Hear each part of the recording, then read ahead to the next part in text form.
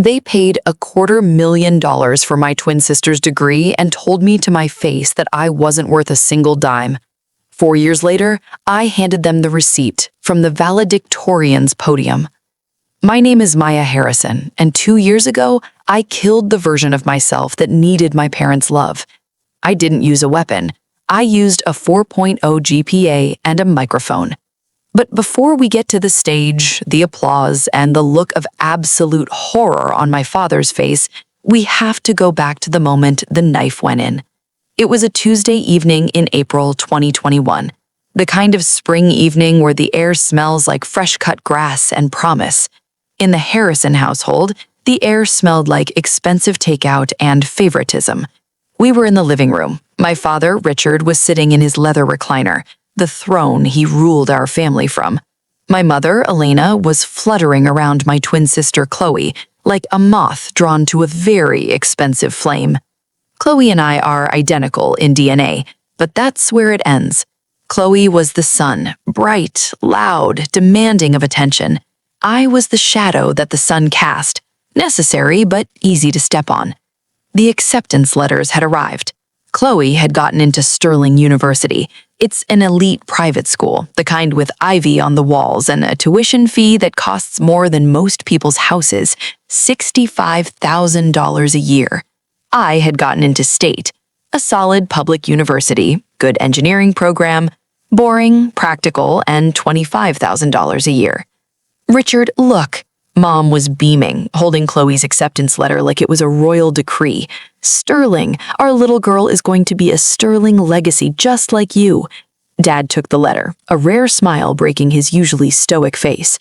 Well done, Chloe. This is worth celebrating. I held my letter in my lap. My hands were sweating. Dad, I said, my voice small, I got into State. The room went quiet. Not a respectful silence, but the kind of silence you get when someone mentions a bad smell. State, Richard repeated, not even looking at me. That's adequate. I was hoping, I started, my heart hammering against my ribs, that we could discuss the tuition. The financial aid package didn't cover everything, and Dad cut me off with a wave of his hand. He put his glasses on the table and looked at me. Really looked at me. It was a look I'll never forget. It wasn't anger, it was calculation, like he was looking at a stock portfolio that was underperforming. Maya, he said, his voice calm and terrifyingly reasonable, we have to be realistic about our resources. We are not an infinite bank.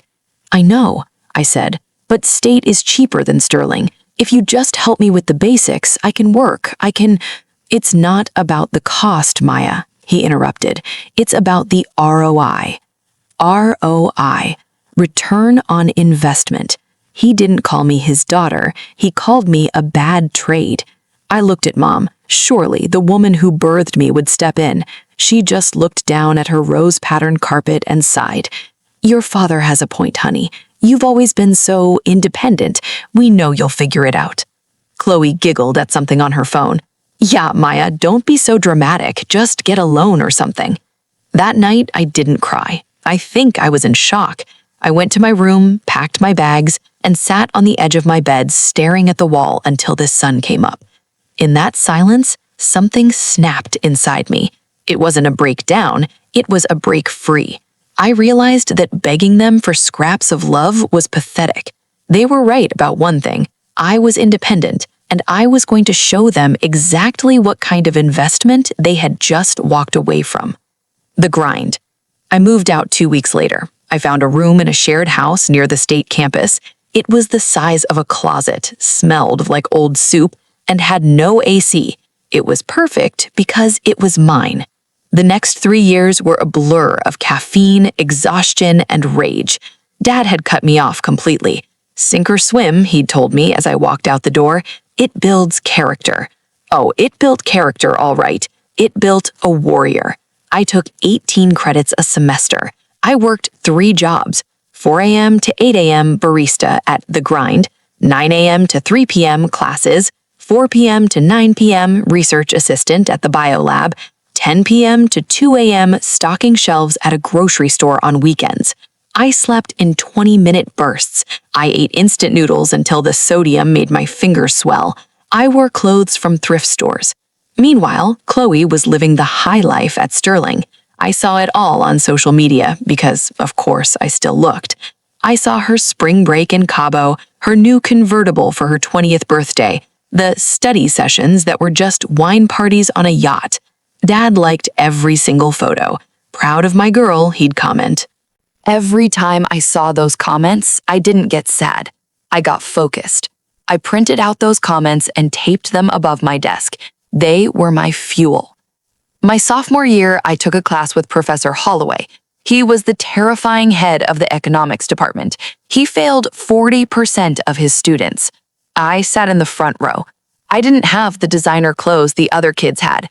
I had a cracked laptop and a notebook I'd stolen from the supply closet at work. For the midterm, we had to build a financial model predicting market trends for the next decade. I spent 3 weeks on it. I barely ate. When I got the paper back, there was no grade on it. Just a note in red ink, "See me after class." I thought I was in trouble. I thought maybe I'd messed up so bad he was kicking me out. I walked up to his desk, clutching my backpack straps. "Miss Harrison," he said, looking at me over his glasses. "Who helped you with this?" "No one, sir," I said defensively. "I did it myself." "Don't lie to me," he said. "I'm not lying," my voice shook. "I did every calculation. I cross-referenced the data with—" He held up a hand. Then he smiled. "I know you did, because no one else in this department thinks like this. This is brilliant, Maya. Raw, but brilliant." That was the first time in 2 years someone had told me I was worth something. "Where do you want to go with this?" he asked. "I want to be the best. I want to run the table." "Good," he said, "because I'm going to nominate you for the Vanguard Fellowship." I froze. The Vanguard Fellowship wasn't just a scholarship. It was the golden ticket. It was a full-ride program funded by a tech billionaire for exceptional students with adverse backgrounds. Only 10 students in the entire country got it. It covered everything: tuition, living expenses, a stipend, and it allowed you to transfer to any partner university for your final year. Sterling University was a partner. The strategy. The application process took 6 months. Essays, interviews, background checks. I poured my soul into those papers. I wrote about the investment. I wrote about the hunger. I wrote about the anger. I didn't tell my parents. We barely spoke anyway. Maybe a text on Christmas. "Merry Xmas, hope you're well." That was it. Then the email came. It was 6 a.m. on a Tuesday. I was scrubbing the espresso machine at the coffee shop. My phone buzzed. Subject: Vanguard Fellowship, decision. My hands were shaking so bad I almost dropped the portafilter. I opened it. "Dear Maya, we are pleased to inform you." I screamed. I literally screamed right there in the coffee shop. My manager thought I'd burned myself. I fell to the floor, crying. Not sad tears, victory tears. I had done it. I had secured $300,000 worth of funding, but I wasn't done. The plan was just beginning. I accepted the fellowship, and I exercised the transfer option. I transferred to Sterling University for my senior year. But here is the kicker. I didn't tell Chloe. Sterling is a big campus, 30,000 students, different departments. Chloe was a communications major. She spent most of her time socializing. I was in advanced economics and data science. Our paths wouldn't cross unless I wanted them to, and I didn't want them to. Not yet. I spent my senior year at Sterling as a ghost. I studied harder than I had ever had. I became the top student in the department. I won the Dean's Award. And then, 2 months before graduation, I got the letter. Because of my GPA, my fellowship, and my department standing, I had been selected as the class valedictorian. I was going to give the keynote speech at Chloe's graduation. The execution. Graduation day, May 2026. The sun was shining, the stadium was packed with 5,000 people. Families, balloons, flowers. I knew exactly where my parents were sitting. I had access to the seating chart because I was a speaker. Row 4, seats A and B, VIP section, because they had donated money to the school. Ironic, right? They were there to see Chloe walk across the stage. They were expecting a nice, boring ceremony. They had no idea I was even in the state, let alone the building. I waited backstage. I adjusted my cap. I looked in the mirror. The girl looking back at me wasn't the scared teenager from the living room. She was a CEO in the making. And now, the university president's voice boomed over the speakers, it is my distinct honor to introduce this year's valedictorian, a Vanguard Fellow, a recipient of the National Economics Prize, and a student who embodies the spirit of resilience, Miss Maya Harrison. I walked out. The jumbotrons, those massive screens on either side of the stage, flashed my face in high definition. I wish I could have frozen time. From the podium, I scanned the crowd. It took me a second, but I found them. Row 4. My mother's hands were over her mouth. She looked like she was witnessing a car crash. My father, he had dropped his program. He was staring at the screen, then at me, then back at the screen. His face was completely drained of color. It was the face of a man realizing he had bet on the wrong horse. And Chloe, she was in the graduate seating area, jaw on the floor, looking around frantically as if this was a prank. The applause died down. I gripped the podium. "Thank you, President Miller," I began. My voice was steady, strong. "When I was 18 years old," I said, looking directly at row 4, "I was told by the people who were supposed to believe in me the most that I was a bad investment." A hush fell over the crowd. This wasn't the usual follow your dreams speech. I was told I didn't have the sparkle. I was told I offered no return on investment. I was told to settle for adequate. I paused. But here is the thing about investments. If you undervalue an asset, you lose it. And if that asset has grit, it will go to a different market and explode. The crowd started to murmur. Some people cheered. I stand here today not because of generational wealth or connections or a safety net. I stand here because when I was cut off, I learned how to grow my own roots. I worked the 4 a.m. shifts. I studied by flashlight. I turned my hunger into a currency. I took a deep breath. So to anyone here who has ever been told they aren't worth it, to anyone who has been the shadow sibling or the backup plan, please know this. Your value is not determined by someone else's inability to see it. You are your own best investment, and the dividends, they are all yours. The stadium erupted. I mean, it shook. People stood up. Caps were thrown. It was deafening. I looked at my parents one last time. They weren't standing. They looked small, defeated. The aftermath. After the ceremony, there was a reception. I was surrounded by professors, donors, job recruiters. I had already accepted a job offer at a top quantitative trading firm in Manhattan. Starting salary, $180,000 plus bonuses. I saw them approaching through the crowd. The happy family. Chloe looked furious. Mom looked weepy. Dad looked desperate. "Maya!" Mom cried out, trying to hug me. I stepped back smoothly, like a dancer. "Hello, Mother," I said. "Why didn't you tell us?" Dad asked. His voice was hoarse. We could have been part of this. We could have helped."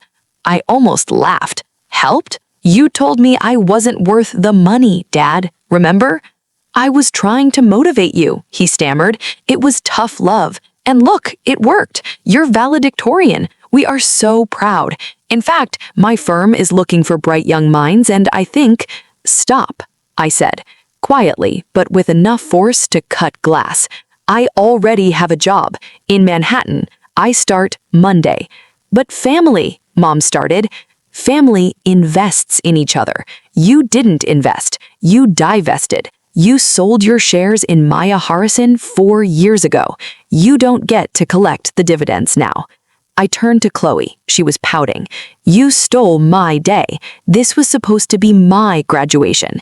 "You graduated, Chloe. Congratulations. I just happened to graduate better." I adjusted my sash, looked at my parents, and delivered the final blow. "I'll send you a postcard from New York. Don't wait up." Conclusion. I walked away.